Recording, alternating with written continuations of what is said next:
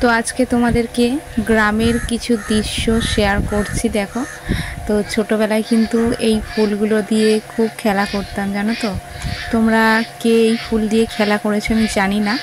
এই ফুল থেকে না পাপড়িগুলো ছিঁড়ে ছিঁড়ে, মানে মঞ্জুরি যেগুলো থাকে ছিঁড়ে ছিঁড়ে জলের মধ্যে দিলে ফু করে ঘোরে, কি ভালোই না লাগতো যখন খেলতাম। আর এই গ্রামের এই দৃশ্য, গ্রামের এই ফুল, মাঠ ঘাট প্রচণ্ড পরিমাণে মিস করছি, জানো তো। এখন থাকি তো শহরে, তো এই সমস্ত কিছু পাই না।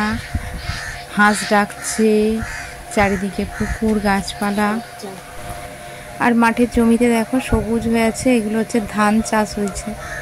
তো এখনও পুরো চাষ হয়নি, এখন সবে শুধু ধানের চারা হয়েছে, তারপরে চারিদিকে চাষ হবে, ধান গাছ বড় হবে, ধান হবে, খুব সুন্দর। আর কি বলবো, তো তোমাদেরকে একটু আমাদের গ্রামের পরিবেশ শেয়ার করলাম।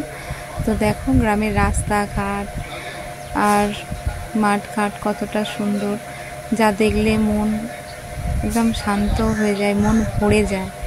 তো তোমাদের কেমন লাগছে অবশ্যই কমেন্ট করে, মানে কেমন লাগলো আর কি, কমেন্ট করে জানিও। আর ভালো লাগলে একটু লাইক করে দিও, কমেন্ট করো, বন্ধুদের কাছে শেয়ার করো।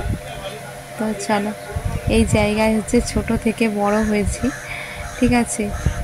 আমরা মাঠে এই যে তলা ভাঙতাম, তলা বলতে ওই ধান গাছের ছোট ছোট চারাকে তলা বলে, তলা ভাঙতাম সবাই মিলে, মাঠের মধ্যেই টিফিন করতাম, মুড়ি তরকারি, তারপরে আবার স্কুলে যেতাম সকালবেলা, এই কাজ ফাজ করে তারপরে আবার স্কুলে যেতাম।